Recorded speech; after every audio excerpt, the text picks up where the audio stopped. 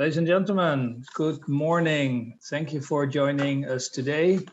We're here in the MDBC village. There's an event that's called the MDBC Connects Fair. Organized live in ballrooms with about 40 or 50 of our member companies, mainly service providers. And that with the help of our member Kingsman, we've been able to transfer online this past year and a half into the so-called MDBC Village Kivel.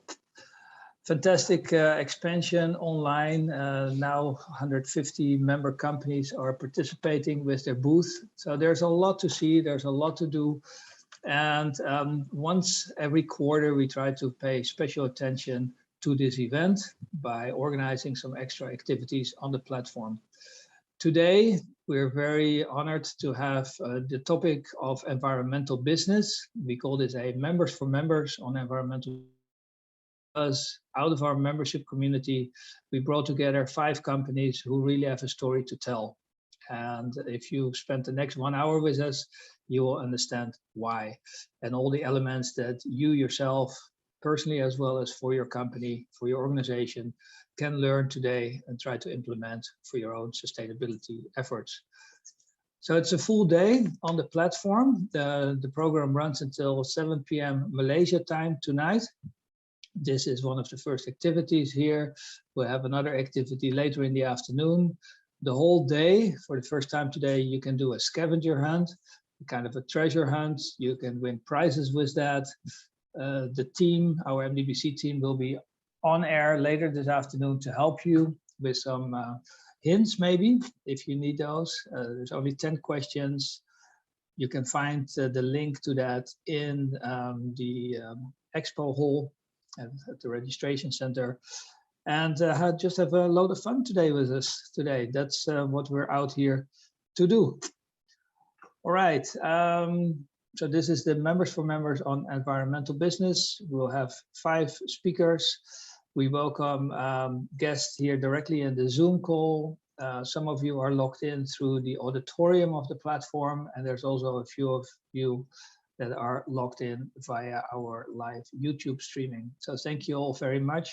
If you have any questions, please post these in the Q&A here on the Zoom or on the YouTube channel as well. We'll try to monitor that and get back for the speakers. Each speaker will have 10 minutes, and then there will be a few minutes left for Q&A before we move to the next speaker.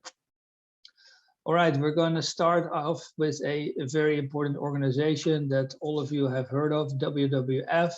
We have with us Ms. Jesslyn Lee, the Southeast Asia EPR Regional Coordinator for Sustainable Markets Program, WWF Malaysia. And Jesslyn will be talking about market transformation, sustainable production and consumption for a living planet.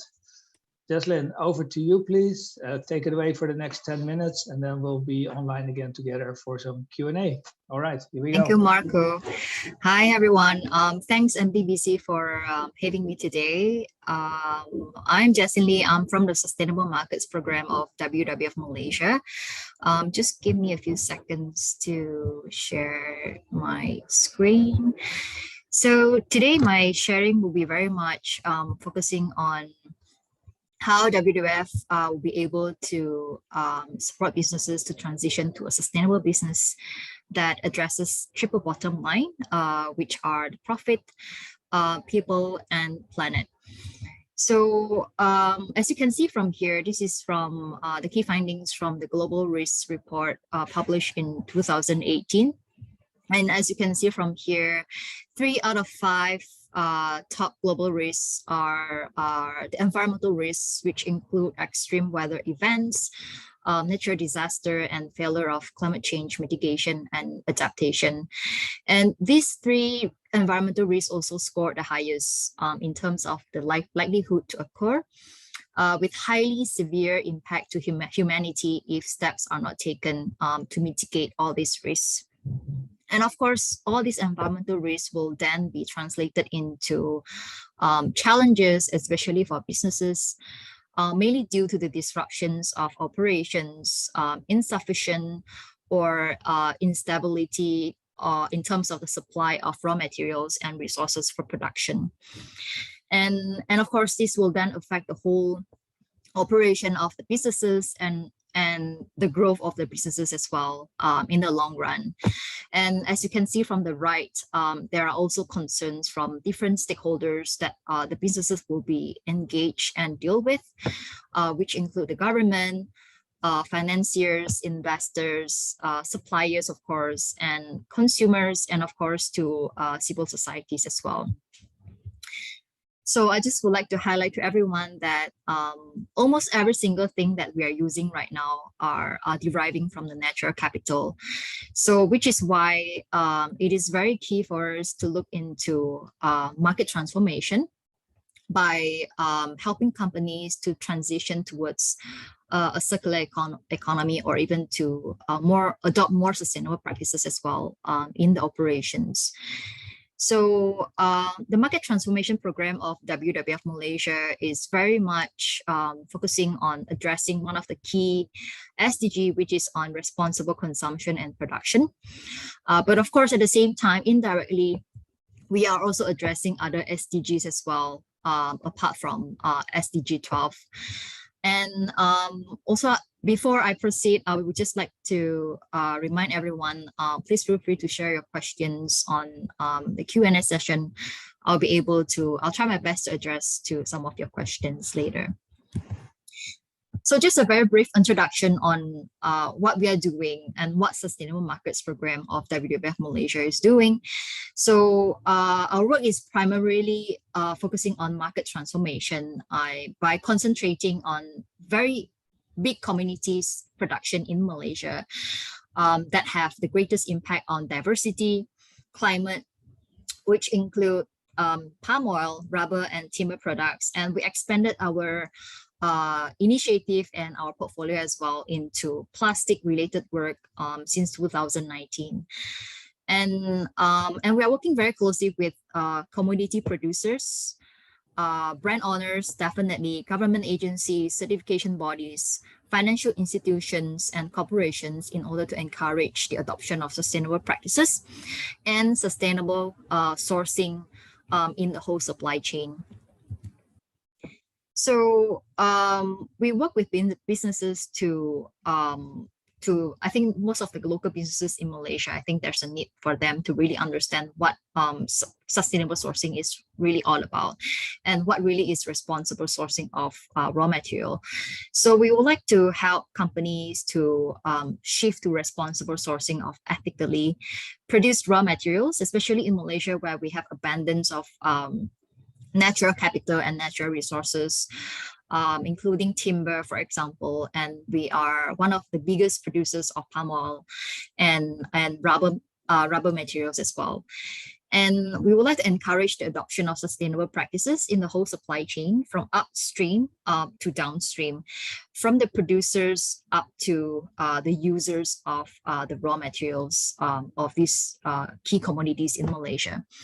And of course, we are also working with companies to strengthen their stakeholder engagement and also to improve their SDG disclosures to investors and of course to the financial institutions as well.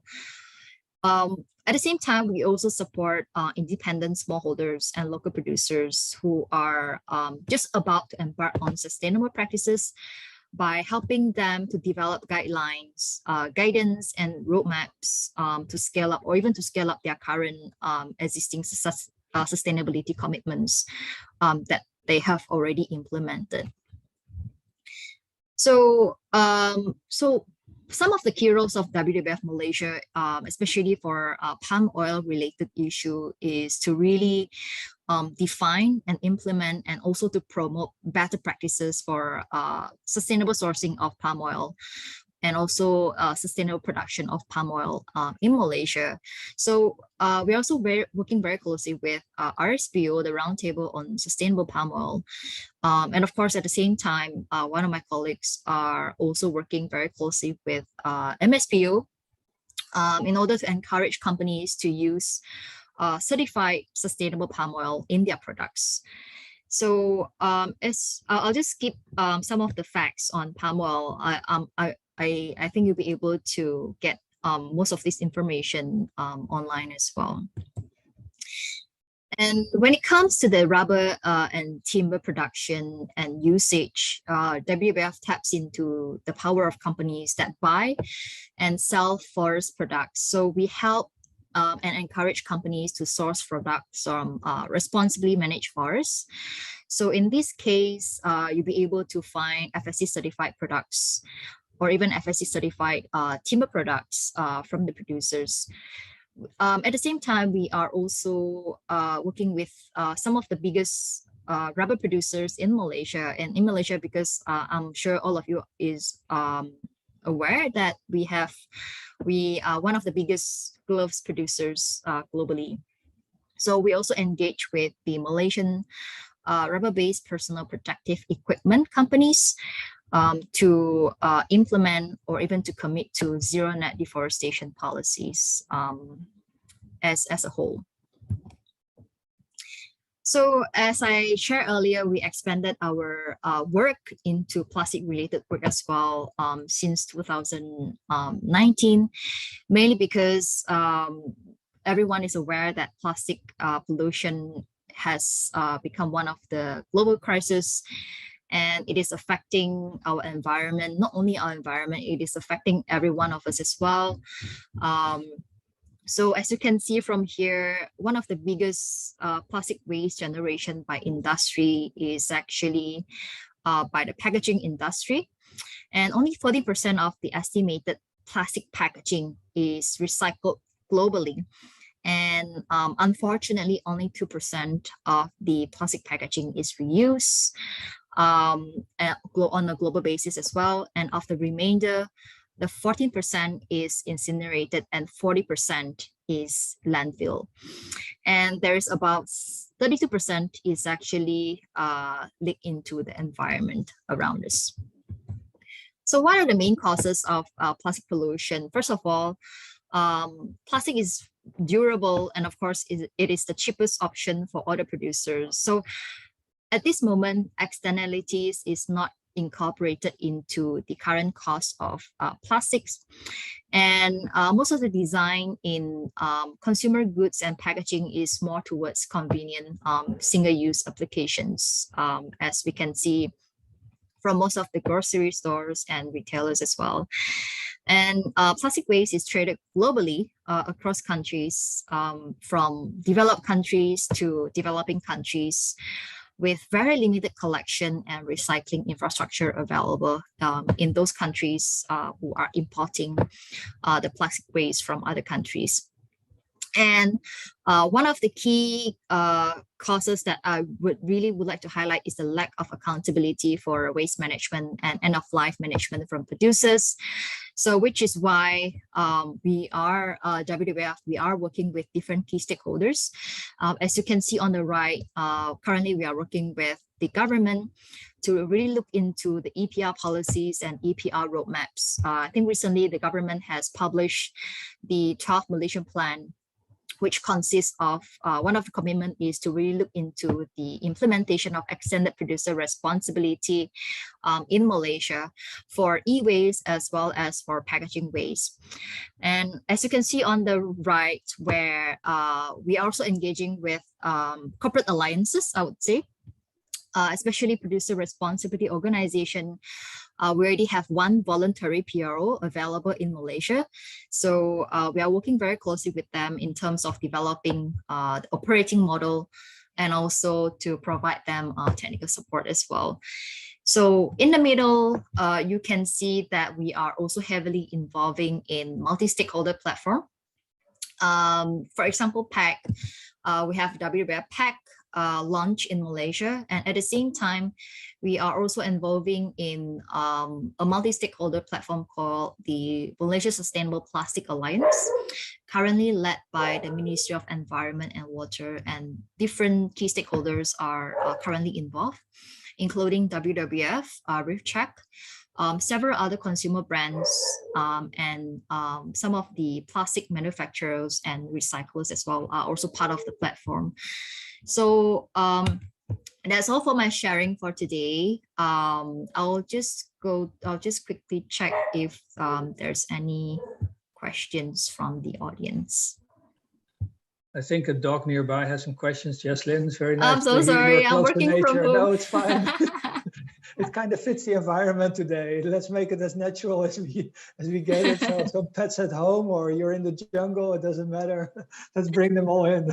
Yeah. It's good to have an audience. There is one question. Yeah. Yes. What are the challenges faced by WWF Malaysia while campaigning against pollution? Yep. I believe when you talk about pollution, because what we're really working on right now is to deal with the packaging pollution. So definitely there are a lot of challenges that we have to we're addressing right now, mainly because when it comes to addressing the pollution in such a big scale, that is when we need everyone to be involved. But we need to also prioritize our efforts and resources because our resources is very limited. So in this case, for Sustainable Markets Program, our approach is very much focusing on working with government and businesses for now. We do aware that engaging with public and consumers is very is key as well, because they will be the one who are the users of packaging, and waste segregation at source is very important, which most of us, I think most of the consumers are not practicing right now. So I think, yep, I think those would be some of the key challenges. But I think good thing is that the Malaysian government is very committed to look into this, and they are very open to work with WWF together with the voluntary producer responsibility organization currently available called MARIA, Malaysia Recycling Alliance, which is currently, I think the organization was launched last year. So these are the several big organizations who are currently working together. So I think that would be considered as one of the positive news. All right. We know that our next speaker will also talk more about what to do about the plastics recycling, but we'll get there in a few minutes. But the next speaker, Sarah, does have a question for you. What is the proposed PRO operating model in Malaysia? So for the PR operating model in Malaysia, in 2019, WWF Malaysia, we launched a EPR report to really look into the current state of the waste management system for packaging in Malaysia, looking into the plastic material flow. But based on the key finding of the status quo and the existing situation in Malaysia, we then propose a very customized extended producer responsibility system that could fit into the context of Malaysia. So what we would like to see in Malaysia is to have a mandatory EPR system to be implemented in Malaysia, where all the obliged companies will have to contribute. This is mainly to avoid free riders for taking advantage of some of the services provided by the PRO, which is funded by the producers by paying EPR fees to the PRO. So this is what we would like to see in Malaysia. And of course, by having everyone to get involved, that is when we can actually scale up the collection, and we can also scale up the infrastructure and the facilities of recycling industry in Malaysia as well. So we need everyone to get involved because currently for the voluntary PRO, there are only 10 companies involved, which is really not enough. And currently these 10 companies, they are actually allocating funding to really drive the EPR implementation in Malaysia, but it is really not enough. So currently we are really working with government to look to push for a mandatory extended producer responsibility in Malaysia. All right, thank you for that. I have a last question for you. Yep. It comes from me. Sure. There's always been a strong relationship between WWF Malaysia and the Netherlands. Of course, Netherlands has been quite on the forefront when it comes to palm oil and timber sustainability. And I don't want to make this a political element at all, more on the contrary. Is there anything that you can tell us about the current relationship between WWF Malaysia and the Netherlands now, and what kind of input do you get from your counterparts in the Netherlands? So I think for now, we don't really have a direct engagement with Netherlands, mainly because we do engage with our colleagues in Netherlands to really work with them. We do get some support from WWF Netherlands as well. So in terms of the arrangement of WWF, we try not to so we actually engage, or we talk to some of the counterparts in Netherlands through our colleagues from WWF Netherlands. So we don't have like a direct communication with any other key stakeholders in Netherlands so far. All right, thank you very much, Jaslyn. And I think time to take the dog for a walk, maybe. No, just kidding. Thank you, everyone, for having me today. Thank you so much for joining us, and please keep up the not great work, the fantastic work that WWF is doing. All right. Thank you. All right, thanks, Desmond. Then, yeah, this brings us nicely to the next topic and speaker. We'd like to welcome Sarah Kadaf, the co-founder of Kloth Malaysia, Signify. Her topic is keeping fabric and plastic away from landfills and oceans and giving them a new life. And what I'm wearing today is really a new life. Kloth is contributing the MDBC shirt. I hope you can see it. And I tried to turn around again. Can we see it? The nice MDBC logo on the back. Our shirts are also made by Kloth, and we're very happy with that. And please, Sarah, let us know thank you, Marco. The story behind this. Yeah. Good morning. Hi, my name is Sarah, co-founder of Kloth Malaysia. We basically a social enterprise. We started our journey back in 11, 12, 13. Just let me share my screen first.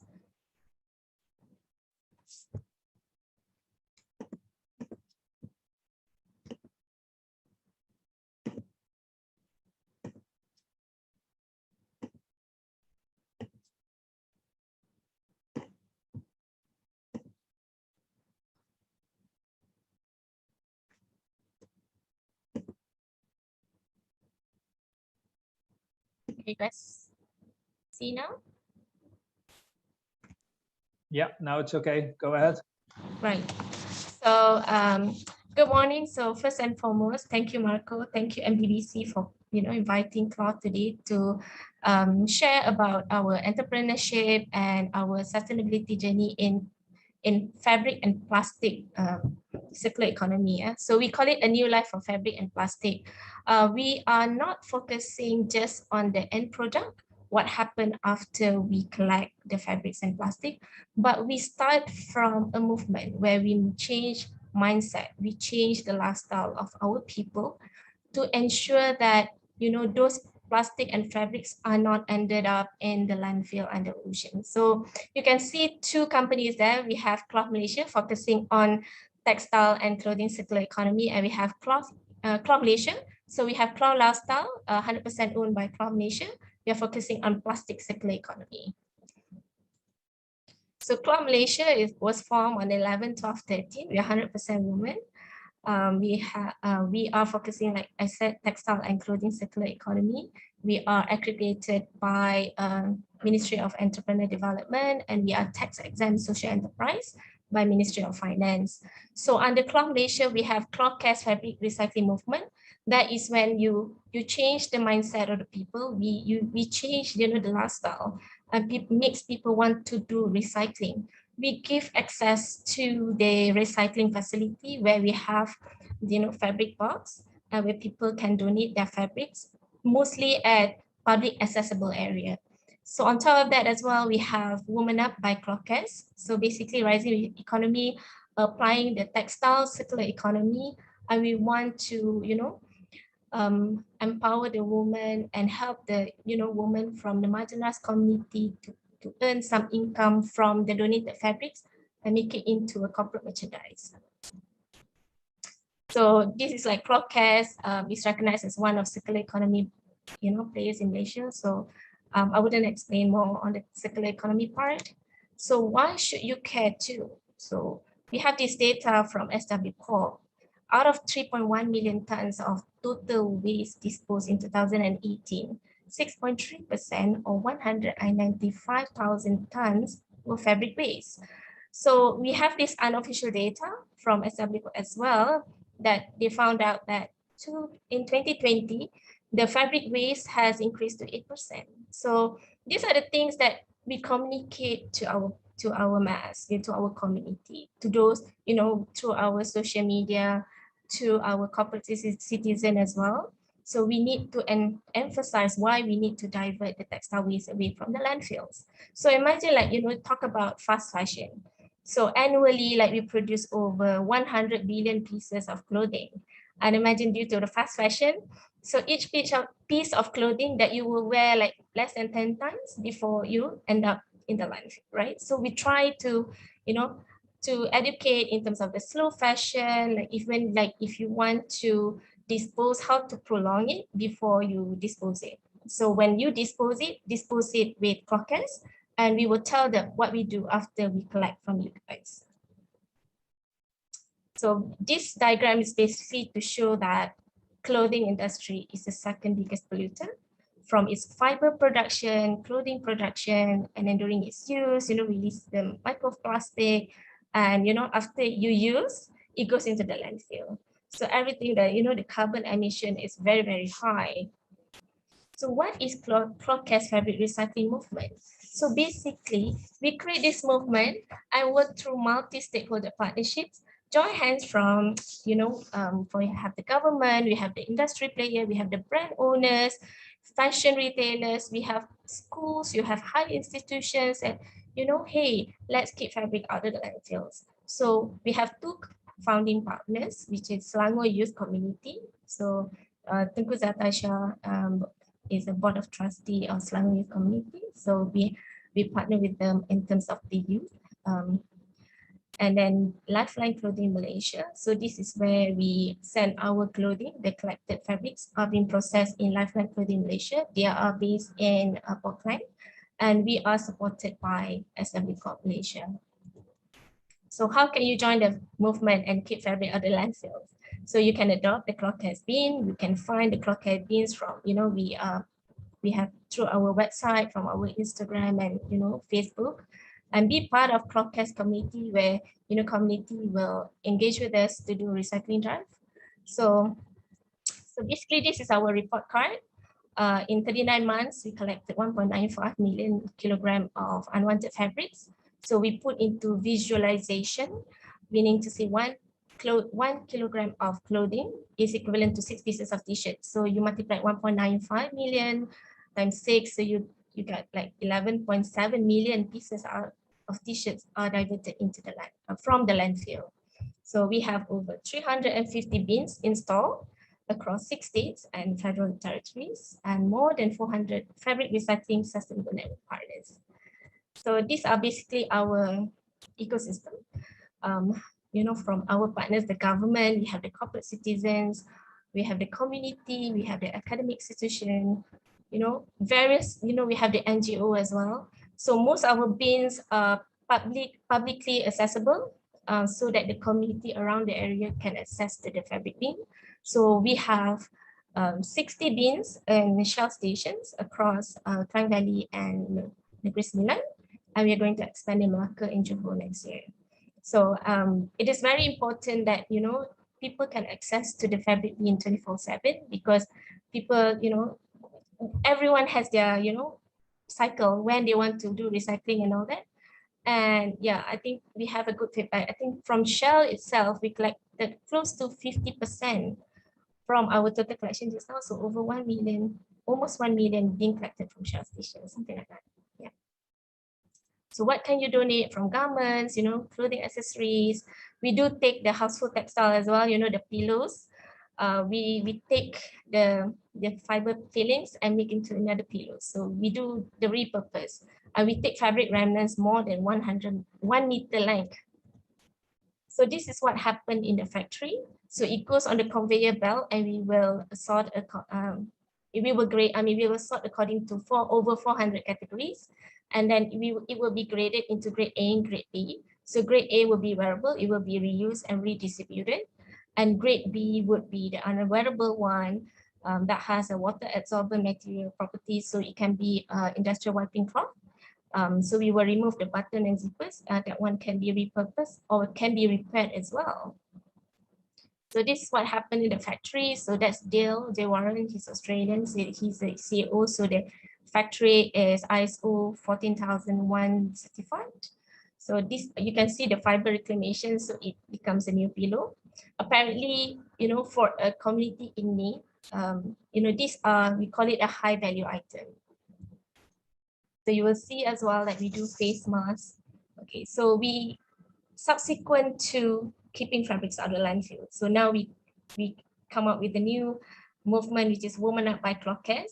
It's basically to, you know, we apply the textile circular economy, use whatever donated textile that can be used and make into corporate merchandise. So we have produced more than 20,000 pieces of, you know, corporate merchandise. You know, we have all sorts of corporates come to us because they want to help the, you know, the marginalized community. So what's next for Kloth? So we target to like 2 million kilograms in 1 year. So in 40 months, so we want to convert it in within 12 months. It's a very challenge, but with the expansion next year, we hope that we can achieve 2 million kilograms in 1 year, and also generating 300,000 income for the, you know, Woman Up community. So next is the Kloth Lifestyle. So this is basically textile made from recycled plastic bottle. So this is a brand that we started back in 2013. So we want to promote that, you know, the recycled plastic bottle can become a textile. So this, but however, like I said, going through the journey is, you know, there's a story behind it. So we want to create a circular economy in Malaysia where we collect the plastic bottle and convert it into flakes, and it can become bottle to bottle or textile, and other products made from recycled plastic bottle. Because, I mean, this is something new that we learn as well, because the plastic bottles that we collected from the landfill, from the beach cleanup, cannot be used to make it to bottle or textile because of the quality of the recycled material. So because it has exposed to the sun and water, so it can be other things other than, you know, food grade packaging and textile. Right, so we also enhance plastic bottle collection. So we want to educate the mass that, you know, we can collect through the reverse vending machine. We call it crushing. And then we have the recycling bin for the manual hand press. So these are the things that we communicate through the public that, hey, do you know that the plastic bottle that we collect from this machine and bins, it will be brought to the factory and we will become a new material. And these are, you know, we communicate the flow, what happens after we collect the plastic bottles. So let's see, there's a low value, medium value, and a high value. So we do collect aluminum cans as well through the reverse vending machine. And these are the end product. You know, we call it cloth textile and cloth wear. So cloth textile, just sourcing on the fabrics, but the cloth wear is making, you know, designing, marketing, you know, wearable items. And these are some of our partners over the years. So we have actually used more than 150,000 recycled plastic bottle and make into textile. And as part of the education and awareness as well, through Kloth circular plastic recycling movement. So these are the things that we prepare. So the posters are prepared by the youth, meaning to say to come up with this infographic or poster. So we give material for them to do a research and study, and they will come up what kind of, you know, information that they want to educate to the community. So this part of education awareness that we engage with university students has some graphic backgrounds. So we translate it into infographics and information, very informative. And that's it. Fantastic story, Sarah. Thank you so much. You have to promise us one thing though. Next slide deck, we want MDBC logo and MDBC pictures to be included as well. Okay. Yeah. So make use of the MDBC logo next time. Yes. We'll New logo coming up. We'll be your models. And we'll still have this on the sleeve as well. Yeah. All right. By the way, how many plastic bottles does it take to make one shirt on the average? So for a t-shirt, normal t-shirt, from 10 to 17 plastic bottles. So depending on the composition, because, you know, certain fabrics or clothing are 100% recycled plastic bottles. Some of them are like 60% plastic bottles and 40% cotton. Okay. So yeah, it gives most of the clothing, they will have some cotton mixture to give comfort. So if it's 100% polyester, it'll be sometimes too hot, so you can't wear it for too long. All right, thank you. All right. Of course, we asked the audience to post their questions in the Q&A, but everybody's making use of the chat, and that's fine. We're all in this together. You can all read the questions. Let's go to this first question. And in a way, your last slide already showed how you involved the youth with making the visuals for the company. I think that's a very interesting approach. Yeah, so most of the information that we got it from WWF as well, you know, the World Bank report, you know, so, you know, the World Economic Forum and things like that. Right. So we compile it and, you know, we communicate to the mass, hey, so this is what's happening.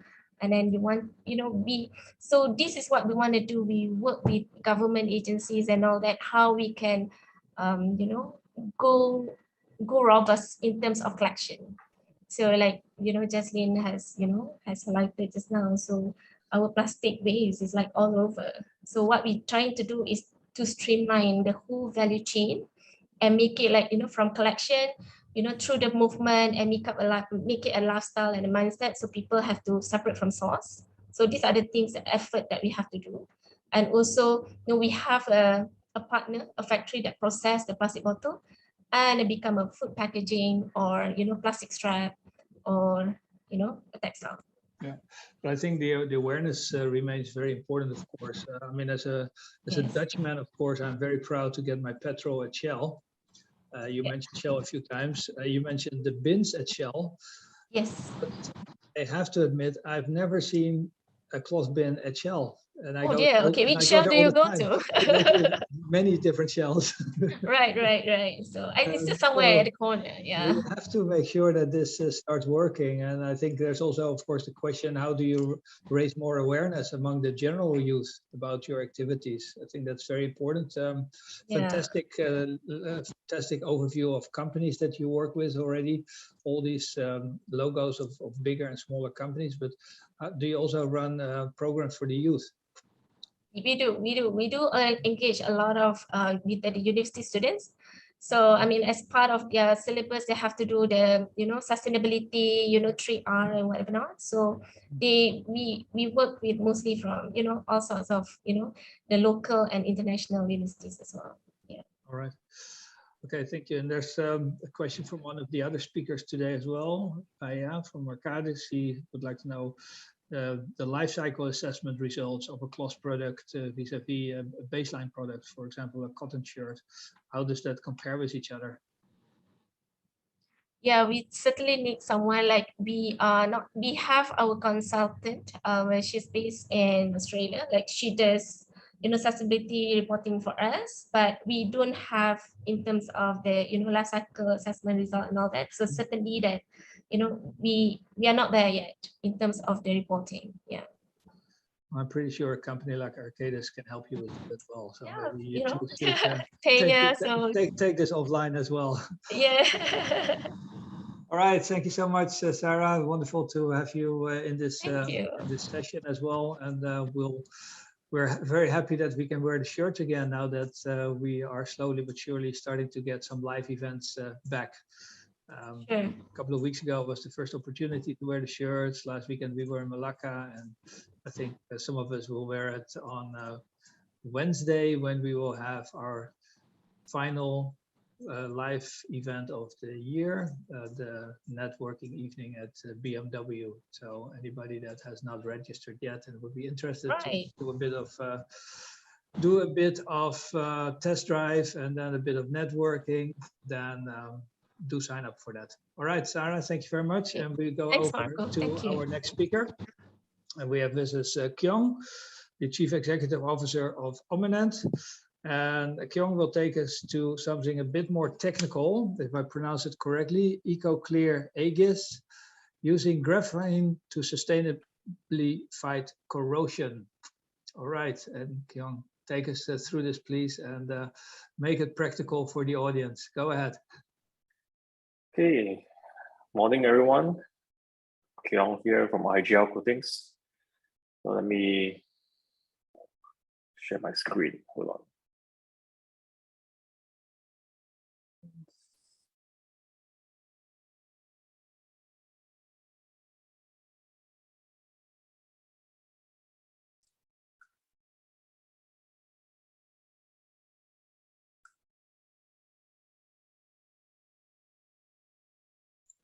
Oh, it disappeared again. It disappeared. Let me just. Yeah. Do you need us to do it from here? That's good.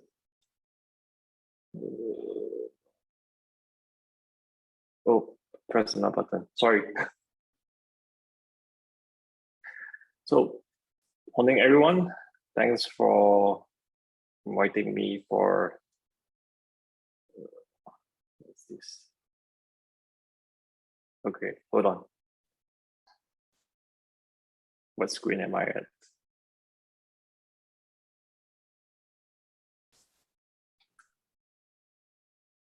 This is back again.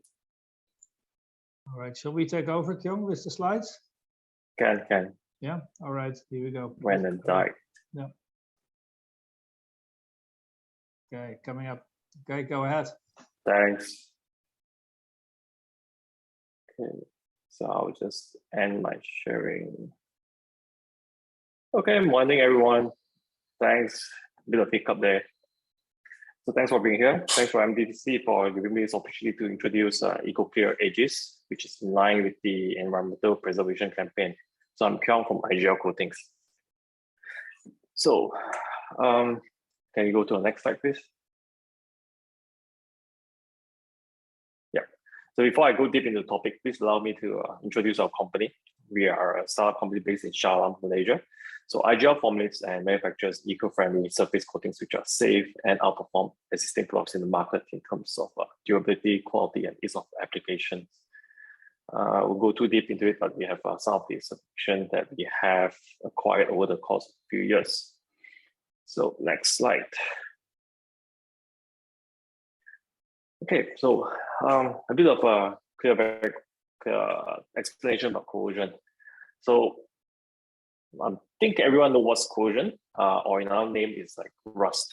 So corrosion is like a natural process where it converts refined metal into a more chemically stable form, such as oxide, hydroxide, carbonate, or sulfide.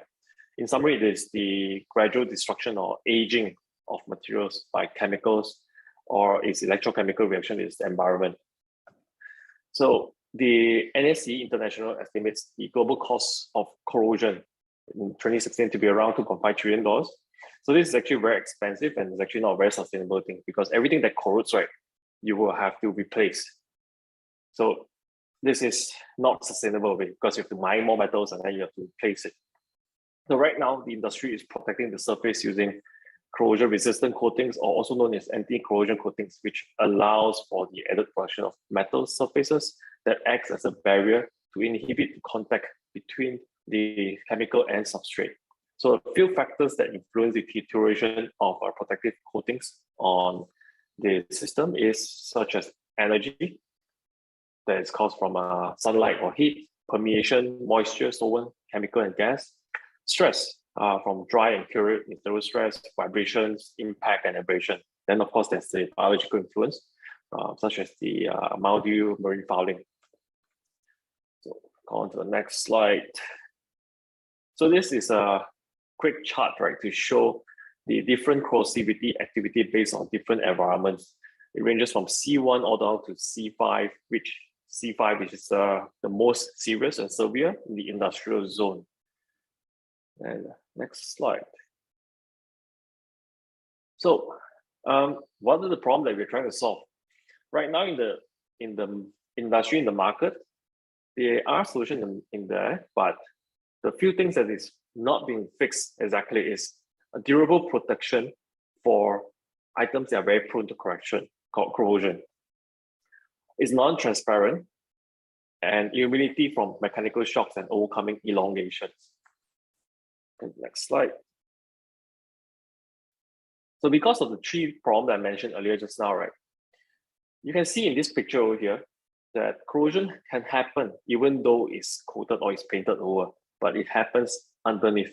And when this happens, right, the rust will actually spread to the top and it will affect the integrity of the metal. And by the time you see it spreading and appearing at the top of the paint, right, that structure is already too dangerous to be left alone. You have to replace it or you will have a high risk of it collapsing.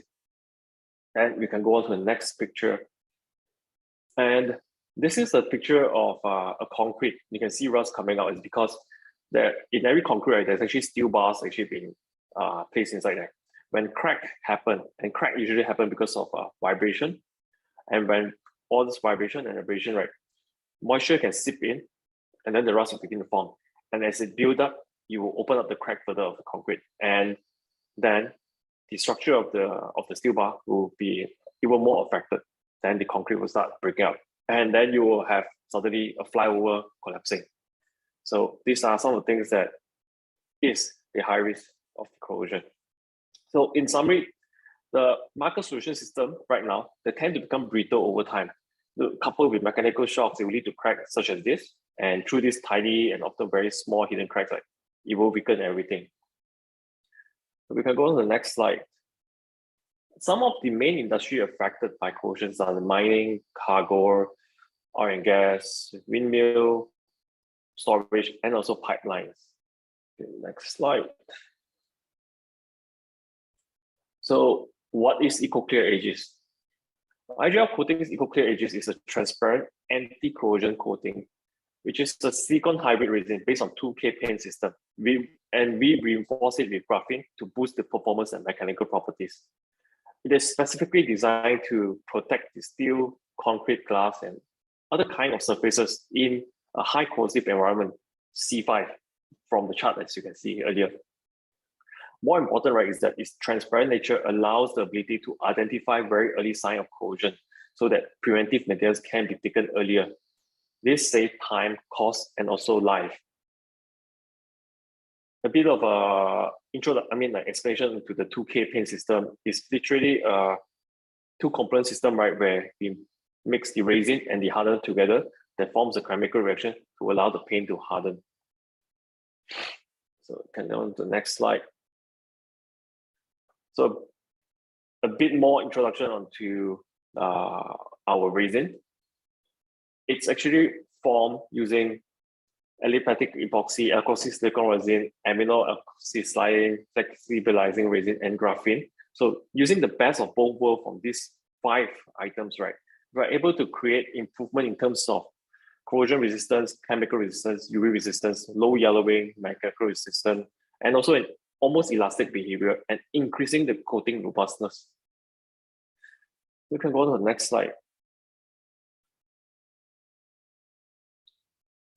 So the majority of the anti-corrosion paint in the market right now, they are pigmented, you can't see through, and they contain filler, which turns the coating opaque. So when this happens, you can't see corrosion that's happening over there at the bottom of the coatings. So with Aegis, by using graphene, we're able to maintain the transparency, allowing for immediate visual detection. The introduction of graphene nanotubes increase the coating system performance by almost around 3-fold. The graphene nanotube, they work very well, especially as a barrier against the oxidation and chemical attacks from immersion in salty or acidic water. It also has a very remarkable mechanical properties in improving the water repellency and also the anti-corrosive properties of the system, allowing it to unleash its full potential as an anti-corrosion system.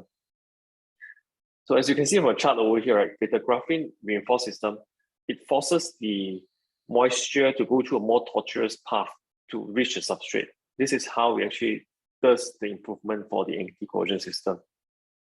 So we can go on to the next slide.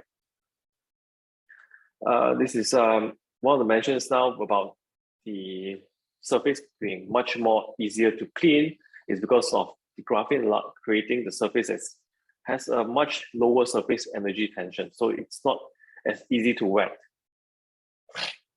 Let's see. So we can go on to the next slide. So this is what we produce, EcoClear Aegis. This is just an introductory kit to our customer. In fact, we just launched it earlier. And it is actually complying with the import regulation for US, Australia, EU, and also South Korea.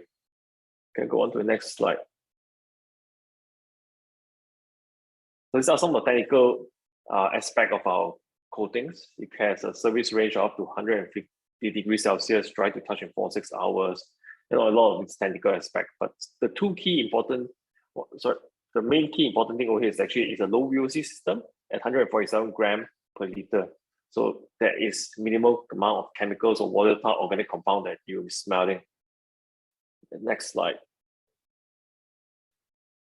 So what makes Aegis very special compared to our competitor markets? 3 key things. It's free from heavy toxic metals such as zinc, chromium, lead. It's transparent, and it's a lot thinner and lighter by around 3 times, and still serving the same amount of protection. The next slide. So these are some of the key features over here. It has a very good adhesion. It's a lot safer for the users who are applying this because it's toluene-free, styrene-free, lead-free, isocyanate-free. These are some of the very carcinogenic chemicals around. It's elastic so that it can actually expand and shrink accordingly based on the temperature and also from the mechanical issues. It can be applied direct to metal without the need of primer, so less chemicals involved. And one of the most important thing over here is the salt spray test of up to 3,000 hours. So you can go on to the next slide. You see even more numbers over here. So as mentioned just now, the critical thing they're going to talk about over here is actually the salt spray. Why is it very important for anti-corrosion? Because this determines the durability of anti-corrosion coatings for any system in the market. So you can see over here, Aegis can last for around 3,000 hours. That translates to about 15 years in a marine environment, non-marine environment, and 7.5 years in a marine environment, such as offshore systems. So you can go to the next slide. So a bit more explanation about what is salt spray, right? It's literally just a chamber where you spray salt water onto the system. So we have the panels that we place into the system and run the test. You can go on to the next slide. So Aegis, we run a few competitors product, and as you can see at the bottom right, Aegis over there. This is before they actually run the test. After 96 hours, you can see that some of the rust started creeping in. Then we can go on to the next slide, right? Next slide. Yeah. Up to 500 hours, the rusts are getting worse, and there's still nothing at Aegis. Then we go on to the next slide further. And at 3,000 hours, this is when our air compressor and the salt spray broke down, and then we had to stop the test. And we still have no rust on our system. So right now, we're actually restarting the test because we know that it can exceed the 3,000 hours. But for now, we're promoting at 3,000 hours only. So as you can see from here, we are able to provide a much longer protection using less chemicals. And with its improved protection, right, the resistance to corrosion is much longer. You're able to reduce the damage to the structures.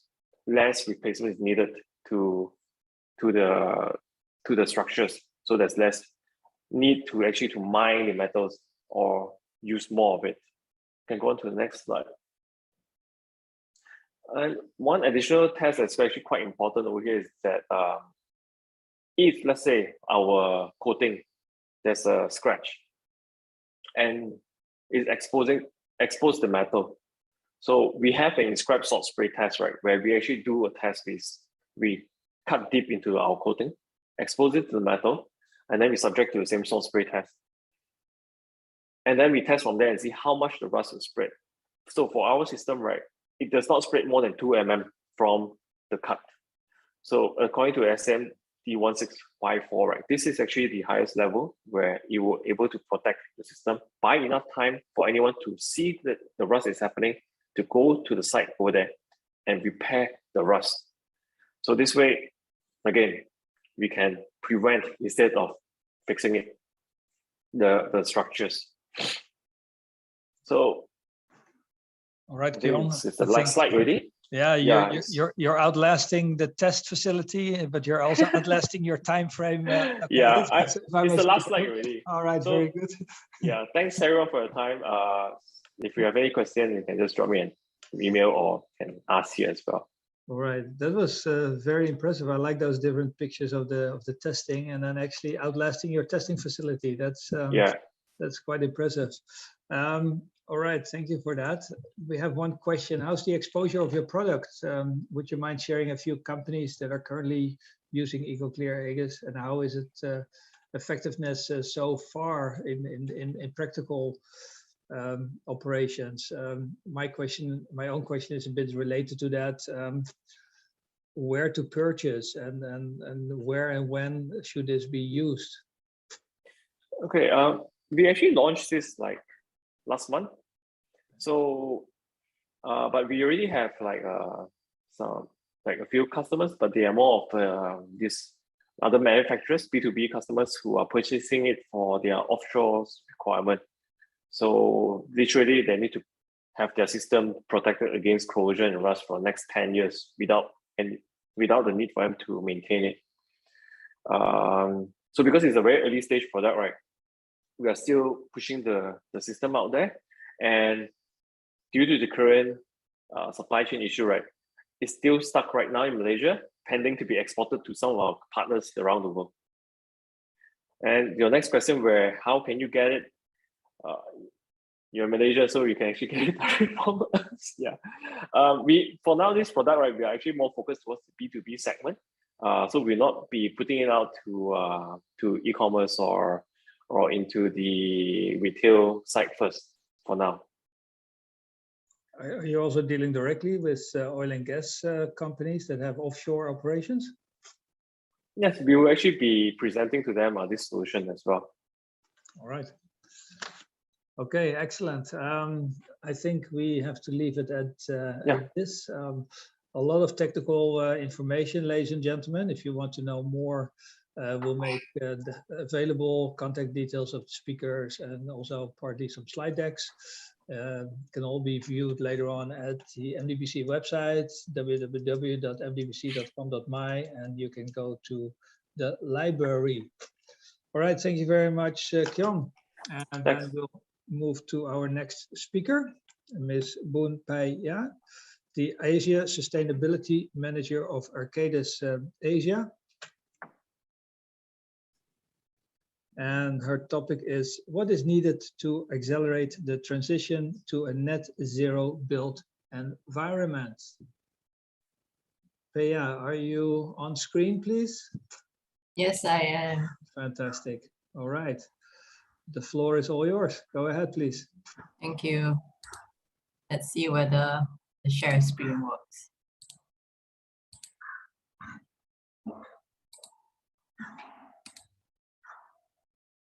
Okay, can you guys see my screen? Yeah, excellent. Go ahead, please. Okay, great. Thank you, Marco, and thank you, MDBC, for having me here. My name is Paya, and I'm the Arcadis Asia Sustainability Manager. And today I'm going to share a few on what is needed to transition us to net zero built environment. So a little introduction on Arcadis. We are a leading global design and consultancy organization for natural and built assets. We are around, let me get my laser pointer out. We're around 28,000 strong, and our headquarters is in the Netherlands. So we're present in around 30 countries, and we have capabilities across a wide spectrum of services, from infrastructure and buildings to water and environment. And our services range from cost and commercial management and program management, which is what Arcadis Malaysia office focuses on, to business advisory, which includes sustainability advisory. So Arcadis Malaysia, at a glance, we have 4 offices, over 270 professionals, and whilst Arcadis Malaysia's core services are these two, QS, cost management, as well as project and program management, we are able to bring our global expertise, which extends beyond these services, to the local market. So we recently launched our sustainability ambition group-wide of accelerating the transition to a net zero world in a way that improves quality of life for all. And we have identified our priority sustainable development goals, where we feel we can leverage our expertise to make a positive contribution to their achievement. And mapping these to our global business areas, we've identified 5 sustainability themes that we want to focus on for our client solutions. And due to limited time, I'll only be covering the first 4. So for energy and carbon, a really fun fact, the building sector is currently responsible for around 40% of global carbon emissions. And the surface the size of Paris is being built every 5 days. Can you imagine that? So we are a significant contributor to the climate emergency, but this also means we can be a big part of the solution. And decarbonizing our sector is one of the most cost-effective ways to mitigate the worst effects of climate change. So there are 2 main types of carbon in buildings. One is operational carbon, which I'm more familiar with because it's like when you use the air conditioning or the LED lights, basically emissions from buildings' energy consumption. And then there's embodied carbon, which is 30% of the total carbon in buildings. This is from manufacturing, transportation, installation of building materials, etc. So when developers claim to have a net zero carbon building, they often mean net zero operational carbon building. What we help our clients to do is address their carbon throughout the life cycle of the building. So not just look at operational carbon, but also embodied carbon. So for example, we help real estate developers to do whole life carbon assessments. We also help asset managers who want to acquire new assets to do their net zero assessment as part of their acquisition due diligence. On climate adaptation, we help our clients to increase resilience to climate change effects. So Asia, I'm not sure whether the audience knows, will be disproportionately affected by climate change impacts compared to other regions. So you see this circle, this oval shape in the middle here. Physical assets and infrastructure in Asia are expected to suffer damage of up to 1.2 trillion USD, which is a significant portion of the global total expected damage of 1.6 trillion USD. An example of the work that we do in this space is this case study in Hong Kong, where we have helped the Hong Kong MTR, or what you would call your national metro organization, and help them determine the risk of weather consequences for their national metro network. On circularity, I think the previous speakers have touched on this quite a bit already, but basically we want to help to close the waste loop. So the built environment consumes almost half of the world's resources extracted every year. And so we are responsible for a massive environmental footprint, and hence is a fundamental sector in the transition from a linear to a more circular, sustainable world. And we advise our clients on how to adapt circularity principles. For example, the Triodos Bank office in Netherlands, which Arcadis supported on, is one of the world's first large-scale 100% wood reconstructible office building. So in other words, materials were selected and planned with reuse in mind. And because the building is held together by screws, it is possible to dismantle the building without producing waste. So this adopts the concept of buildings as material banks, where materials have a material passport. So you collect all the data on materials in the building. And because you have all these records, you know when you can reuse it at the end of life stage. For nature and biodiversity, the construction industry is one of the 3 sectors that have a significant opportunity and responsibility to reverse nature loss, because we are one of the 3 sectors that are most dependent on nature. The other 2 are actually agriculture and forestry, as well as energy sectors. So we aim to support the global goal for nature to be nature positive by 2030. This goal has been put forward this year, it's very new, by researchers, NGOs, and endorsed by the business community represented by World Business Council for Sustainable Development, or WBCSD, of which Arcadis is a part of. So we are also supporting the WBCSD workstream, developing a roadmap to nature positive for the built environment. It's work in progress, just starting. So another case study over here in Belgium for the Nike Wings Distribution Center, Arcadis advised on nature-based solutions to attain no net loss for biodiversity. And we provided consultancy for landscaping, biodiversity measures, and biodiversity design. So that was me. And any questions, I'm happy to take them.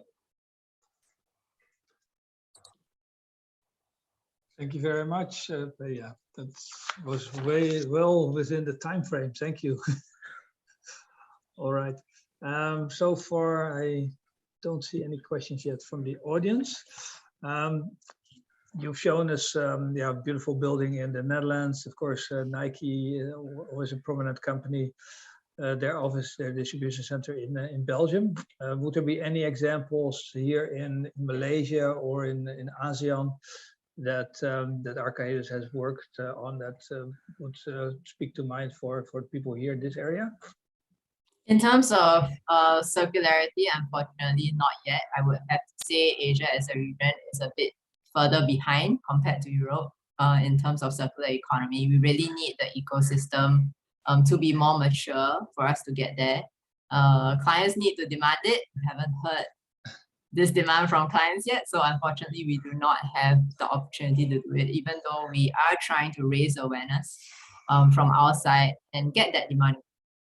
And for the biodiversity side, in Singapore, we have a team that does environmental impact assessments. So when a development is going to happen, we help to assess the impacts, and then during the development, we also help to monitor the impacts and recommend mitigation measures.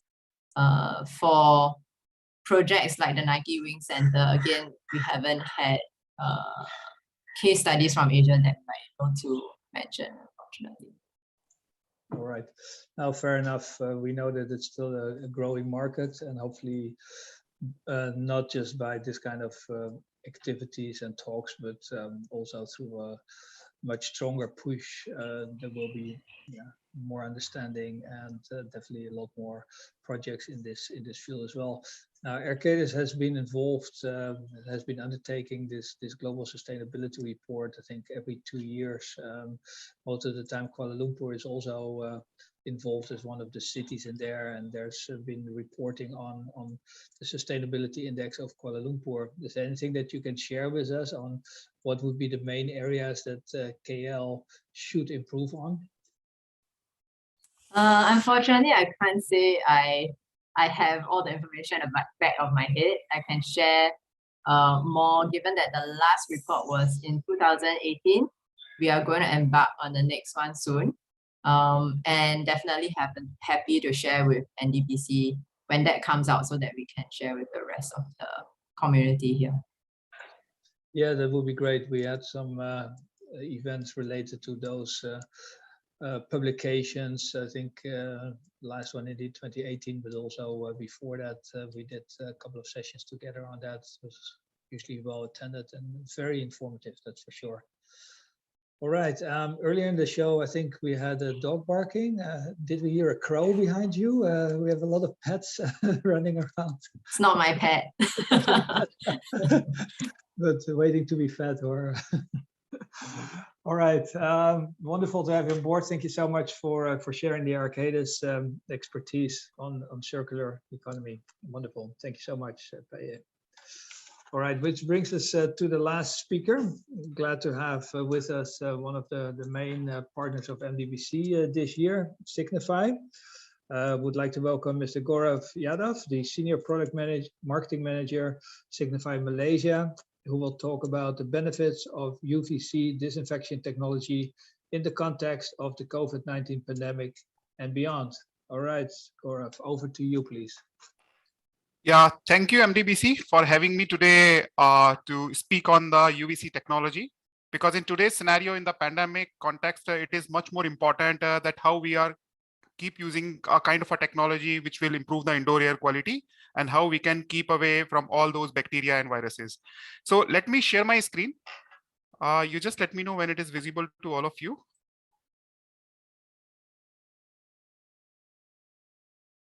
Is my screen visible? Yeah, it's fine. Go ahead. Thank you. Okay. So a little bit brief about Signify. So in Signify, our product brand, we are calling Philips. Our Internet of Things brand, because lot many lighting is moving towards the connected lighting space. So our Internet of Things brand called Interact. And we do carry other different brand like Color Kinetics, that is for facade lighting, Dynalight, indoor control system, indoor lighting control system. We acquire Cooper Lighting. We already have solutions in animal lighting and horticulture space, horticulture lighting space. And we do carry some home lighting, connected lighting solution like True Li-Fi, Hue, or Viz. And we are the world leader in the lighting. So we are having we are providing products. We are also providing different kind of systems and services in lighting domain. And when the pandemic hit, then we have also launched a range of product in UVC technology, because UVC is a proven technology to inactivate all those bacteria and viruses. So what are the different modes of transmission? First, we need to understand how a virus or bacteria can transmit from one person to other person. So these are three different modes of transmission. Let me open my pointer as well. Yeah. So first mode is direct airborne transmission. If a person is infected, if he sneezes out and coughs out, then if he's talking to some other person, the other person might be immediately infected with those bacteria and virus. That is called direct airborne transmission. The time of transmission in this mode is very, very less. Within seconds or within minutes, the other person can be infected. Then the two other mode is indirect surface borne or indirect airborne. So indirect surface borne transmission means if a person is infected, if he sneezes out and coughs out and infect the surface, if the other person touches that surface, and in this process, the other person might be infected. That is called indirect surface borne infection. Indirect airborne transmission, if a person is infected, if he sneezes out and coughs out, then those virus and bacteria, they can travel a distance up to 60 meters because those are very tiny in size. So that is called indirect airborne transmission.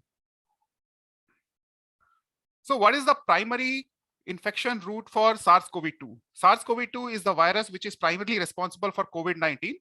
And it mutates regularly. Like now, new variant Omicron has come into picture. Before that, the world was facing that Delta variant.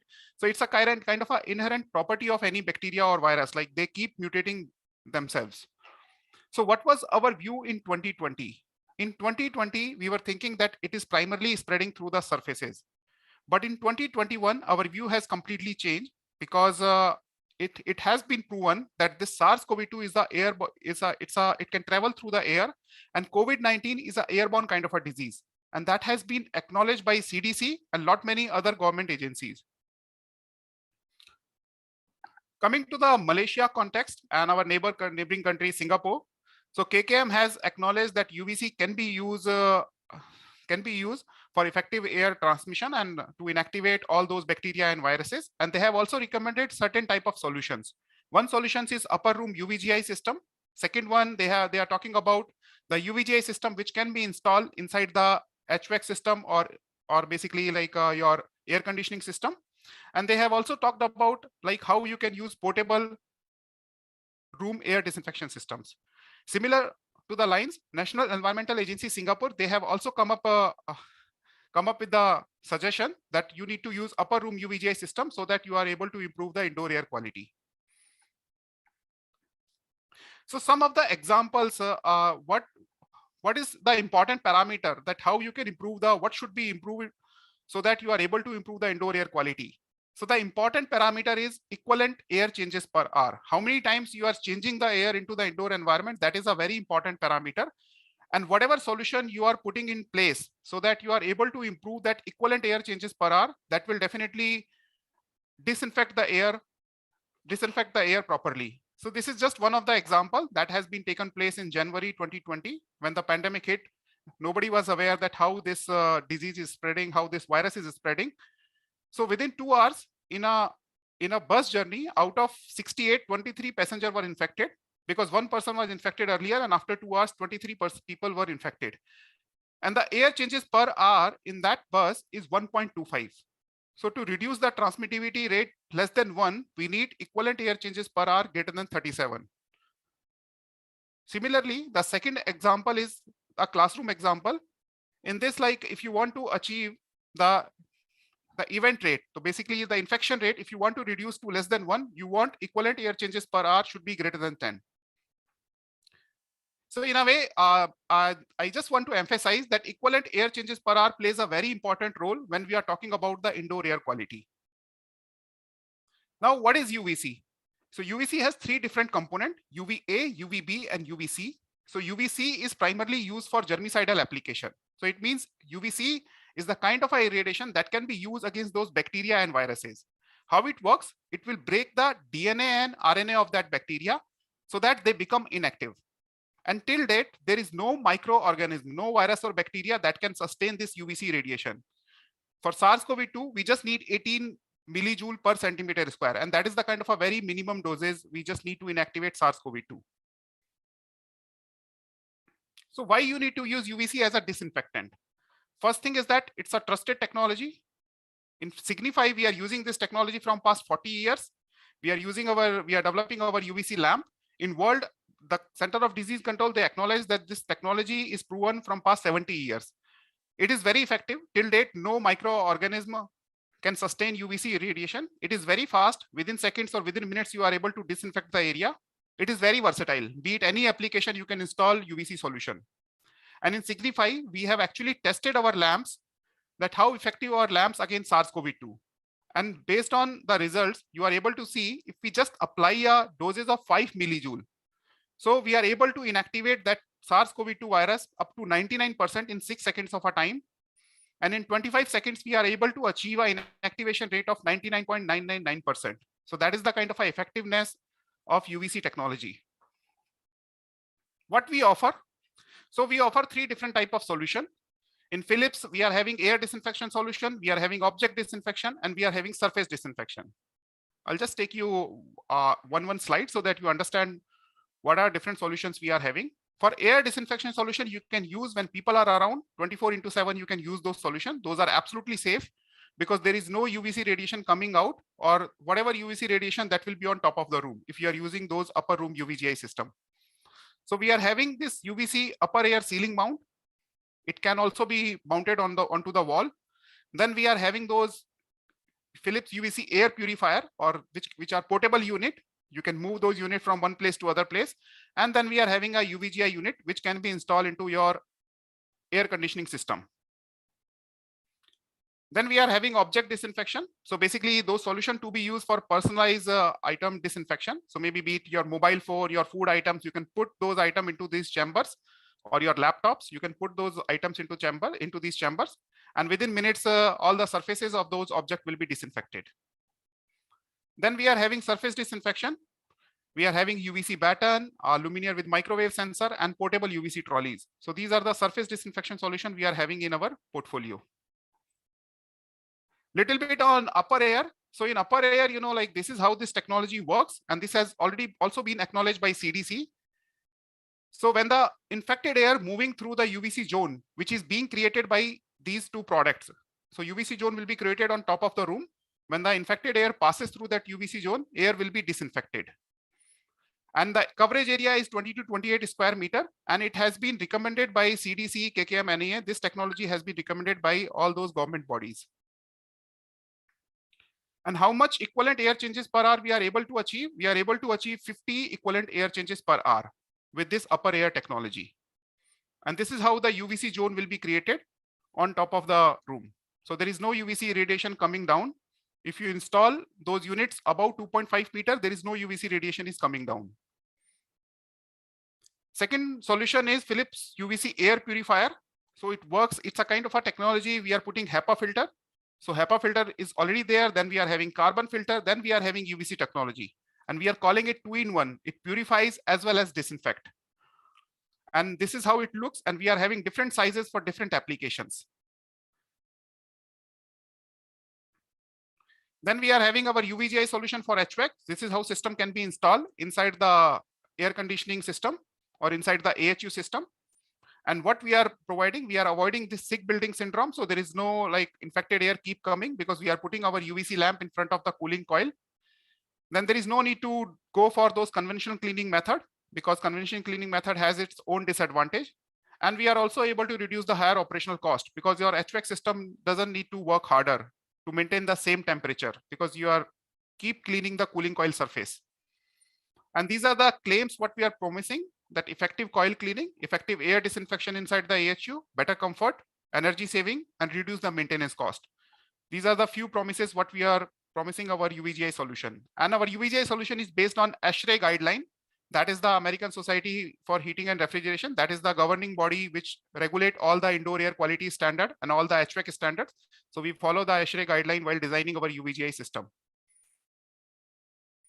Coming to the safety, because safety is a very important parameter when you are looking for those UVC solution. So we comply to all the IEC standard, which is applicable for UVC technology.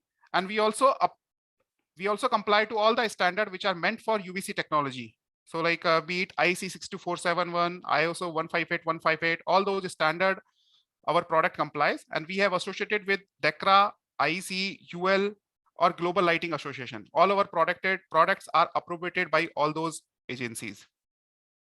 What we are providing professional service. So based on your area, based on your location, like we will design that what is the right product for right application area and how many units you need to be installed into that area to achieve the effective air changes per hour. So we will provide that kind of professional service. We will provide staff training and certification that how to use UVC technology in a safe manner. We will also provide life cycle services. We will check that whether the irradiation level is up to the mark or you are getting the desired result. Our team is keep coming and providing those life cycle services for you. And we continue to collaborate with different universities. Like we have collaborated with Boston University, the Harvard Medical School. We have also collaborated, and we have also in touch with Innovative Bioanalysis, all those accredited laboratories. So we keep continuing our collaboration with those global accredited laboratories so that we can push a safer solution to improve the indoor air quality. And these are the key takeaways. This is the last slide. So definitely SARS-CoV-2 infection route is likely to be airborne. And we really need to focus that what should be the equivalent air changes per hour required so that we keep cleaning the indoor air quality. UVC is the proven technology, and mainly like in particular upper air UVC or upper air or this UVC air purifier are highly effective and energy efficient solutions. And all those international UVC safety standards are also in place nowadays, and many more government agency has also accredited this solution. And you should always keep safety while talking about UVC solution. I think this is my last slide, and these are some of the case studies like where we have installed our UVC solutions in Malaysia as well as across the world. Thank you.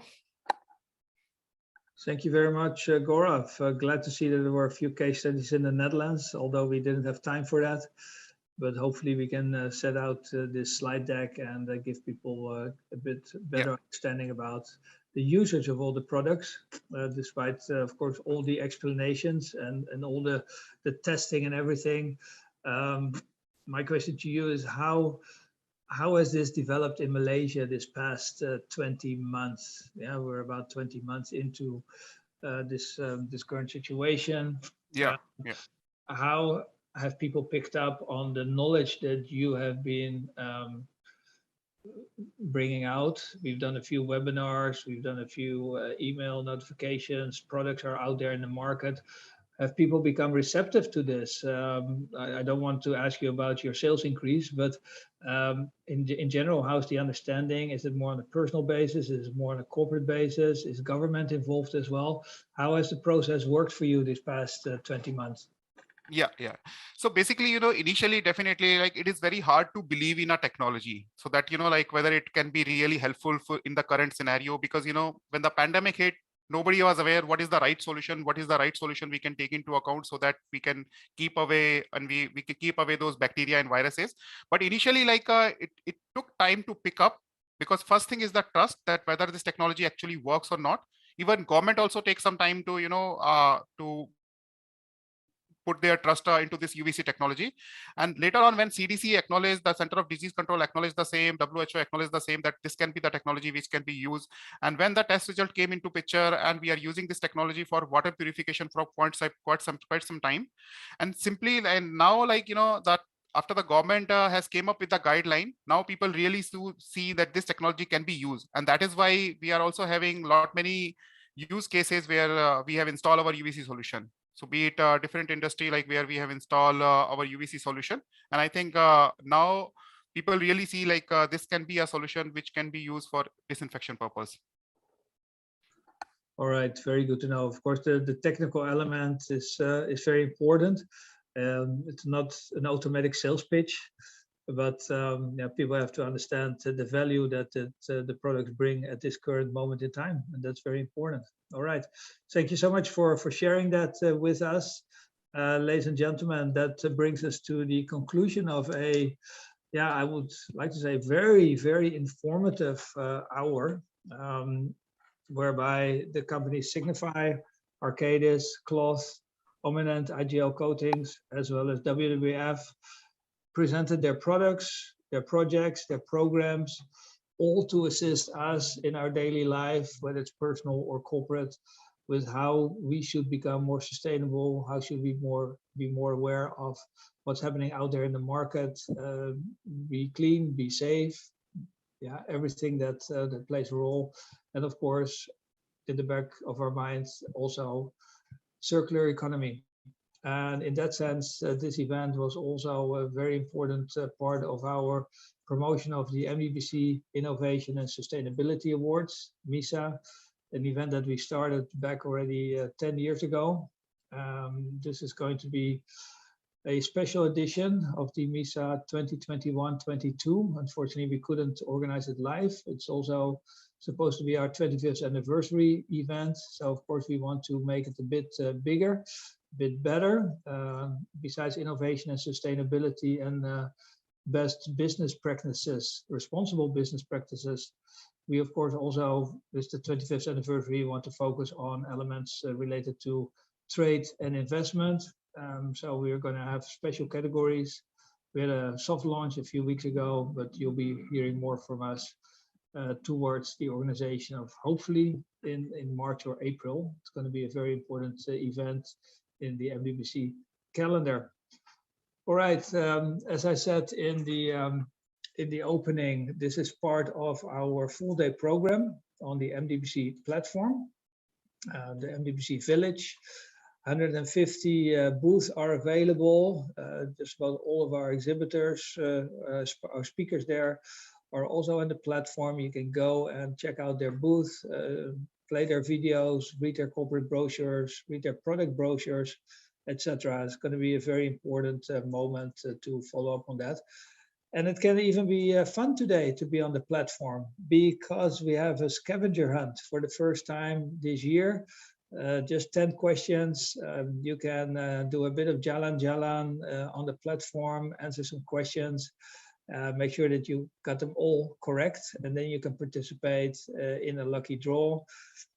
For those of you who need some extra help, between 3 to 4 p.m. today, the MDBC team is on standby to maybe give you some tips and hints on these questions, and to also lead you through the platform if you need any more help to navigate. And at the end of that hour, towards 4 o'clock, we'll even do the live drawing of the first few prizes for the scavenger hunt as well. So please make use of this day. We have a fantastic membership community. There's many service providers. There's so many knowledge. There's so many products available, so many services. This is our virtual directory. Make use of it. Do business with each other. Chat with each other. Visit each other's booths. It's going to be fantastic, the information that you can get out of this platform. All right, I think that's it for now. Thank you so much, everybody, for joining. Slide decks will be made available. I think we have a few more comments here. All right, speakers don't leave yet because Adeline would like to take a group photo. And thank you, Irene, that this was a very informative hour, good sharing of information. All right, thank you for your comments. All right, let's stop the slideshow. See you on the picture. And of course, we also hope to see our members back next week for the networking event at BMW. All right, Lynn, are you getting your picture in? We all have to look at the camera, I presume. Yes. 3, 2, 1. One more. 3, 2, 1. Thank you. All right, thank you all. Thank you to the audience for sharing, whether it was live in the Zoom or via the auditorium on the platform, and also our audience on YouTube. Thank you all. Please keep serving on the platform. and see you again this afternoon or at another occasion. Bye for now. Thank you. Bye. Bye. Thank you. Thank you. Bye.